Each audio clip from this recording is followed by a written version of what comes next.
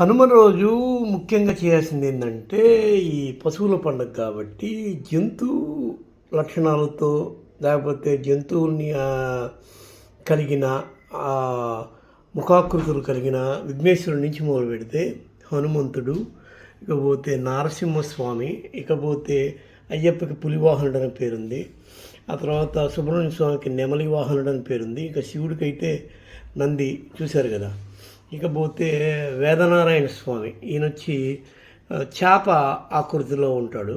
ఇట్లా ఈ జంతుగణాలతో కూడుకున్న దేవతలకు కానీ మీరు కానీ పూజ చేస్తే ఈరోజు నిజమైన కనుమ పండగ చేసిన ఒకనొక మీకు ఇది ఫలితం కలుగుతుంది. చాలామందికి ఇళ్ళల్లో కుక్కలు ఉంటాయి, లేకపోతే ఎద్దులు ఉంటాయి, లేకపోతే పశువులు ఉంటాయి. వాళ్ళందరూ చేయగలిగింది మీరు చేయలేనిది ఏదన్నా ఉందంటే అది ఇదే.